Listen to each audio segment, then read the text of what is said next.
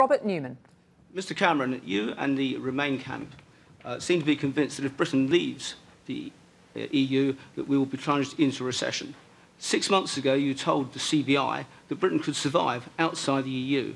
Why are you now so adamant that we'll be plunged into economic meltdown if we decide to leave? Well, we can certainly survive outside the EU. I think the question for us is, how do we thrive? How do we do best? How do we create opportunities and jobs and chances for our children and our grandchildren? That, to me, is what this debate is about.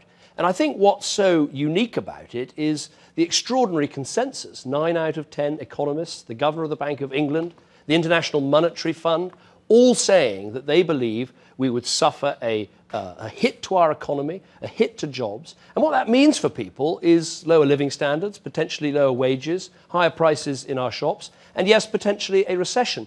And I think it would be irresponsible for me, as your Prime Minister, not to warn of these things. After all, the IMF, the OECD, some of these bodies are actually paid to warn Prime Ministers when their economies face risks. So yes, we could find a way, but in my view, it's not the right way. And I want to, if I can, just take a moment to say why all these experts, I believe, are right. And it's to do with this single market. 500 million people. It's where we sell half of the goods and services that we export, almost half. And of course, if we have less good access to that market, our economy will be smaller. There will be fewer opportunities. That's why I think the experts are right.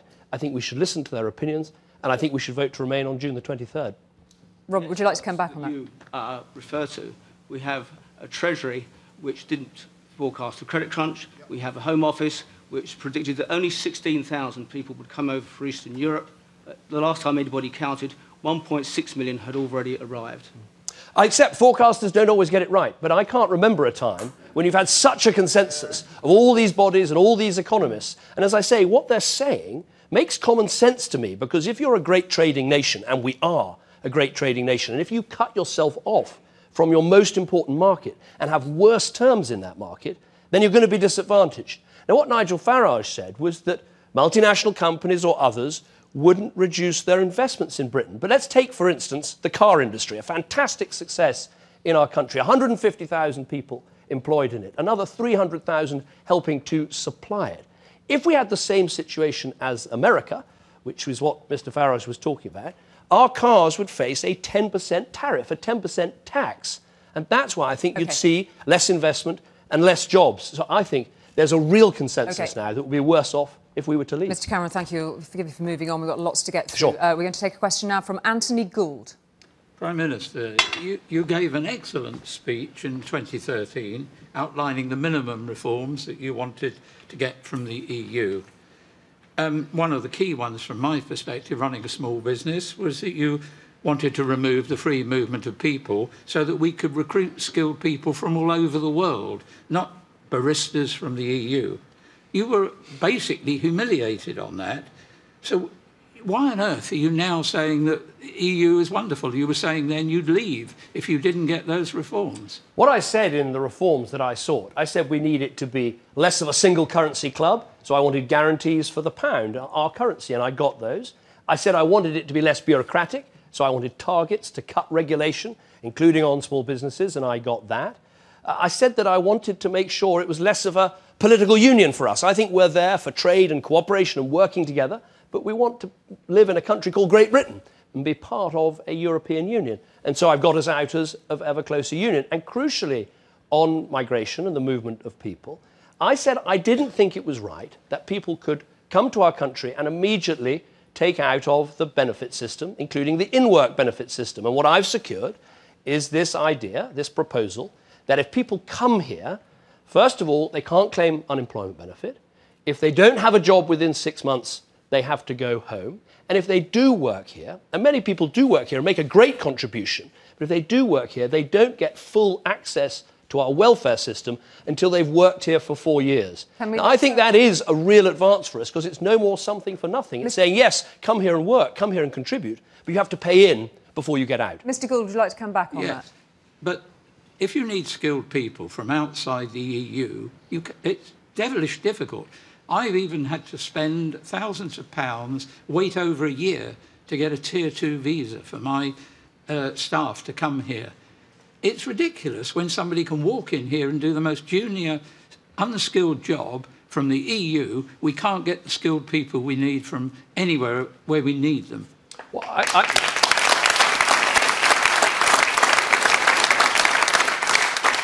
obviously, the control of immigration, I'm sure we'll talk about it tonight, is an important issue. It's an important challenge. And one of the ways we try and control it from the rest of the world is we say that we should do more to train our own people here to do the jobs that the British economy is delivering. Okay. And so what we have is if there's a shortage of a particular occupation, we say to business, OK, you can go and seek that from overseas. But what I want to see is more apprenticeships, more people going to university, more young people trained to do the jobs that our economy is creating. And that actually is probably the best way of reducing immigration and making sure there are jobs and livelihoods for our people. Thank you very much indeed, Mr Cameron. We're going to stay indeed with that issue of immigration now. We have a question for you from Harry Bapari. Mr Cameron. Hi, Harry. I have no GP as all are full in my area. I can't get onto the housing ladder and have 3 kids in one room. The place where I grew up was a lovely area, but is now a no-go zone. How is the EU and uncontrolled immigration working for me, a 40-year-old Brit who has been working full-time since the age of 16? Well, what I'd say is I think there are good ways of controlling immigration, and I think there are bad ways of controlling immigration. A good way is what I just explained, of saying that people can come here, they can work, they can contribute, but they have to pay in before they get out. And when it comes to immigration from outside the EU, which of course is more than half, we do put a limit on the numbers that come for economic reasons. But I would say, really frankly, that I think if we want to build houses, if we want to invest in our health service, if we want good schools for our children, we've got to strengthen and safeguard our economy. And pulling out of the single market, which is what the Leave campaign want to do, that would damage our economy. Nigel Farage said it. He kept on talking about GDP isn't all that matters. GDP is the size of our economy. It's the combination of all the wealth that our country creates. He's basically saying it doesn't really matter. He's so keen to get us out of Europe that he's prepared to sacrifice jobs and growth on the way. We mustn't do that. That's not the way to build houses or provide the health service we need. With respect, Mr. Cameron, I voted for you in the last election because one of the things on your manifesto was to get immigration down. You haven't been able to do that because you're not allowed to do that.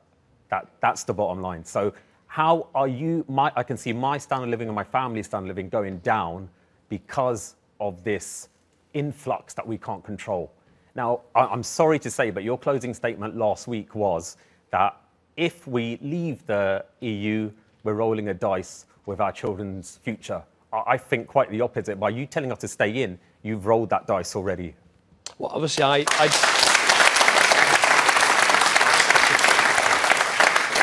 Obviously, I don't agree with that. I think the biggest risk we can take is to pull out of the EU, pull out of the single market, damage our businesses, damage jobs, and there'll be fewer opportunities for our children and grandchildren. And I say again, I hope that when people go to vote on June the 23rd, they think about their children and grandchildren. They think about the jobs and the opportunities they want for them, the sort of country that we want to build together, and they vote to say, we don't want little England of Nigel Farage. We want to be Great Britain, and we're great if we stay in these organisations and fight for the sort of values we believe in. We currently do not have enough resources for the demand from the service users. If we remain in the EU, what plans do you have to deal with the pressures of migrants on the NHS and its workers?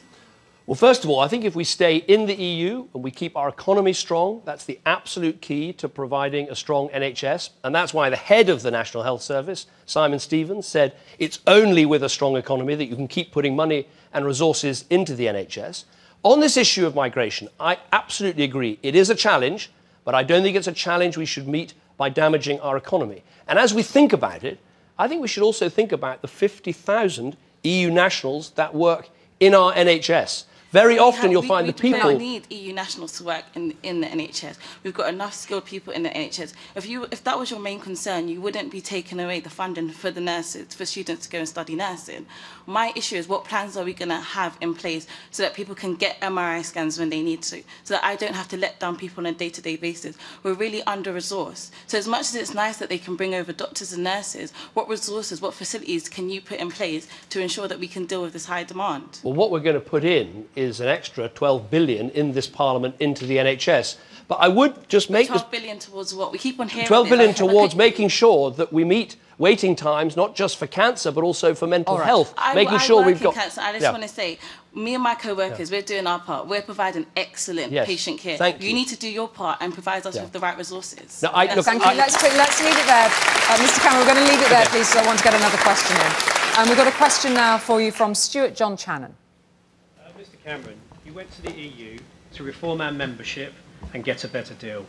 Do you share my frustration that EU citizens are still able to come into the UK and claim benefits? And what assurances can you give us that if we stay, you will look for further reform? Well, first of all, I agree with you. Reform doesn't end on June the 23rd if we vote to stay in. We should keep reforming this organisation. But I would say, and I think it's really important, I think we do have a special status in the EU already. We're not in the euro. We've got our own currency. We're not in the no-border zone. We've kept our own borders. We're now going to be out of the ever-closer union proposal. So our membership is right for Britain. It gives us the trade, it gives us the cooperation, it helps us work with other countries to get what we want.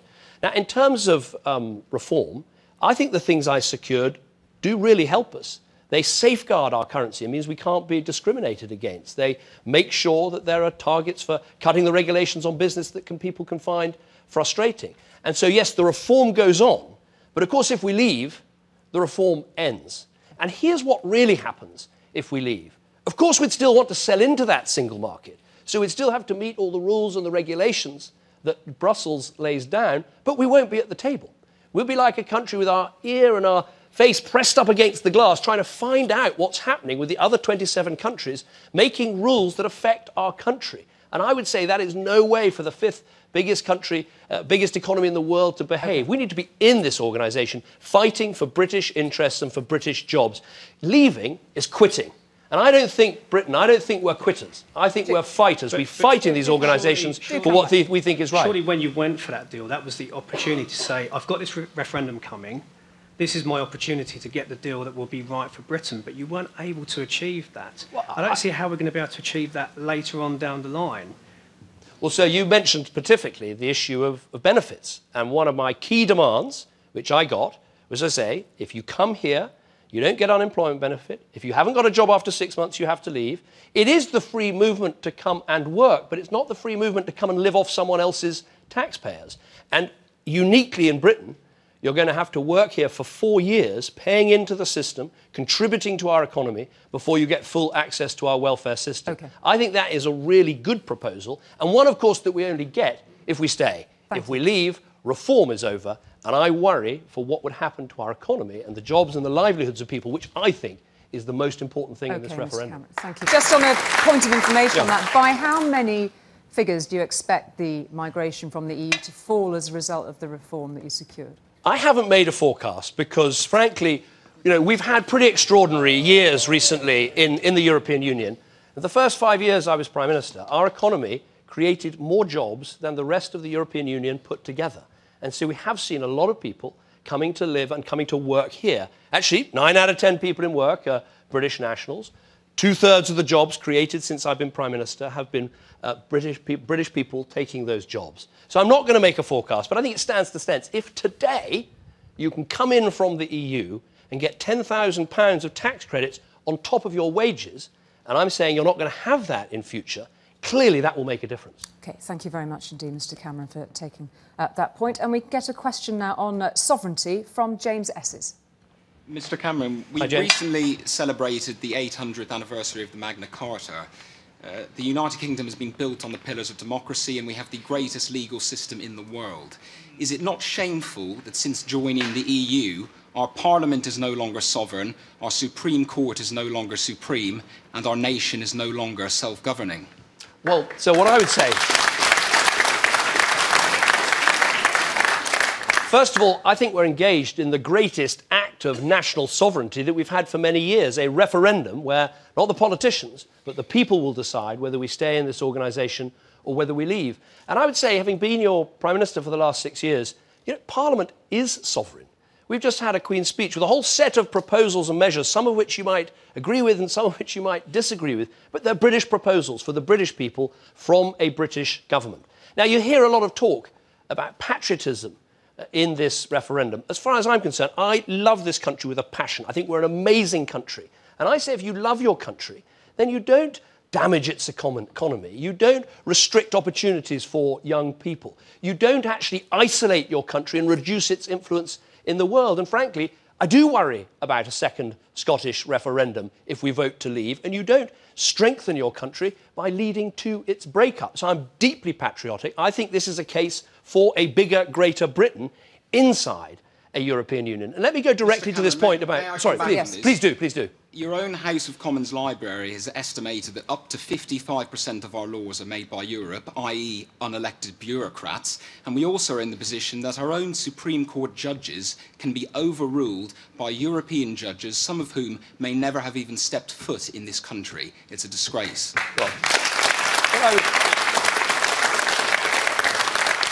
What I would say is, to me, what really matters, true sovereignty, is about control. Do you have control over your country's destiny? We're a trading nation. We need access to the single market. If we leave, it still exists, the EU still exists, we have to sell into that market. We'd have to obey every single one of the rules and regulations to sell into that market, but we'd have no say over what they are. Let's take the car industry again. I want to make sure we're round that table writing the rules for electric cars. I want us to be the leader. I want us to be the winners in Europe and in the world when it comes to technologies like this. And we don't enhance our influence by walking away or quitting. We reduce our influence. So it might give you the illusion of sovereignty to withdraw on June the 23rd, but you'd find out in area after area after area, things that affect our great country, we would have no say over. When we want to try and make sure Iran can't get a nuclear weapon, when we want to be strong in front of Putin's aggression in the Ukraine, we need to work in these organisations. We need to work in NATO. We need to work in the UN. And yes, we need to work in the EU. Sometimes it can drive me mad, right? It is a bureaucracy. It is frustrating. But I honestly believe walking away, quitting, would reduce our national influence, would reduce our economy, would reduce our say in the world, and as a result would damage our country. Every time I ask my customers coming into my shop, who is your MEP? Not one of them has got a clue. None. Now, that is shameful on our part, and it's shameful that the EU isn't reaching out where it should be. We just don't know who they are. We've got not a clue. And that is, I've been asked, especially with the referendum coming up, I've asked many of them, so many of them, and not one knows. What are your thoughts on that? Well, I don't want the European Parliament or the European Union to have more power. I want the power to reside in our Parliament. And if this is an important point, I think, for people who are concerned about the future, if there's any proposal to pass further powers from our Parliament to Brussels, automatically there has to be a referendum. So there's a lock on whether more powers can be passed. Does Brussels need reform? Yes. Do these institutions need opening up? Yes. Can it be frustrating sometimes? Of course it can. But the question we've got to ask ourselves in this referendum is not, do I like the European Parliament? Frankly, I don't like it very much. The question we've got to ask ourselves, are we better off? Are we stronger? Are we safer if we stay in this organisation or if we leave? That's the question on the ballot paper. And I hope people, I'm sure, will share many of my frustrations about the European Union, but frustrations with an institution, or indeed with a relationship, are often not a justification for walking away. They're an argument for staying and fighting for what you need, for jobs, for investment, for security for our country. Joseph, thank you very much indeed for that question. We're going to press on a question on law and order from Peter Thompson. Mr Cameron, just today we have seen yet more evidence of the type of crimes committed by EU nationals who have records in their home country and come here to commit more crimes. If we remain in the EU, how can we protect the public from the EU nationals who have committed offences in our home countries? Peter, very good question. I can answer it very specifically. First of all, we will keep our border controls. We can stop anyone at our border, EU nationals included, and if we think they're a risk to our country, we don't have to let them in. And in my renegotiation, I strengthened that to give us more freedom to do that. First point. Second point, we've got a lot of European and other foreign nationals in our prisons. And one of my greatest frustrations as Prime Minister is going around to some of these countries, whether it's going to Nigeria or Jamaica or Pakistan, and trying to get foreign nationals out of our prisons and over to the countries where they came from. In Europe, we do at least have a directive on prisoner transfers, which is now coming into force, and we'll be able to get those people out of our prisons so they can be paid for by the governments whose citizens they are. Now, if we leave, we'll be back to the situation that we had before, far, far more difficult to get these people out of our country. Please come back. The 50 names and individuals that were released today in the press, you, the government, tried to get them out of the country because they've committed serious offences. But Brussels said no, they have to remain. But that's because... So how can we deal with that issue? Because of this prisoner transfer agreement is not yet fully enforced. So when will that be? It is coming in the coming months. So we're going to see we've already seen some go, and we're going to see a lot more go. But the certainty is this: if we leave and we're outside these directives, we'll be back to the situation we have with other countries on the other side of the world, where it can take months, it can take years, it can sometimes take decades. I mean, I'm old enough to remember, I expect some of us are old enough to remember, when inside Europe, people could flee Britain and go to the Costa del Crime in Spain, and it would take us decades to get them back. Just one more point, I promise I'll come back to you. Because of the European arrest warrant, we can now get people back. 1,100 murderers, rapists and criminals have been brought back to Britain and face justice in our courts because of that. And we lose it if we go. Why are they entering the UK in the first place? I understand the European arrest warrant, and that's great. Taken back to their own countries, face justice. But why are they entering the UK in the first place? Well, they shouldn't, and that's why we keep our borders, and my renegotiation means that we have more freedom to stop people coming in the first place. Leave, and those things go. OK, thank you both, Peter and Mr Cameron, for the response to that. And we will leave another question with Mr David Grimwood, who's with us again. Thank you. Mr Cameron, win or lose this referendum, are you finished as Prime Minister? And... Oh, I thought it was a pretty frank one already. And if you do lose, what does Britain look like in 20 years' time? Right. First of all, this is a vote of the British people. Your votes all count equally. It's not a vote for the politicians. And what I've said, having promised this referendum, having arranged this referendum, I've said I would accept your instructions. And I think it's very important that people's individual careers and futures don't get caught up in this vote. I want everyone to focus very clearly on the choice. And the choice you've heard tonight. Do you go with Nigel Farage and the Leave team? You put jobs at risk, you potentially shrink our economy. Or do you go with this extraordinary alliance of Greens and Liberals and the Labour Party, a Conservative government, the trade unions, business large and small, and put our differences aside and stay in this organisation for the good of our country? That's the choice. And that's not about my future, that's about the country's future. As for what I think this organisation will look like, did you mean if we stay or if we leave? Which one? If you lose the argument and we leave the EU, what will Britain look like in 20 years' time? Just 10 seconds answer, please, Mr. I worry if we leave that we are going to see our economy suffer because we're going to lose access to the absolutely vital market that we have. And I would say the right thing to do, the British thing to do, is to fight for a great Britain inside a European Union and don't take the Nigel Farage Little England option. That's not the country we want. It's not the country we want for our children, and I don't think it's right for our country. So I hope we vote to remain on June the 23rd. Cameron, thank you very much.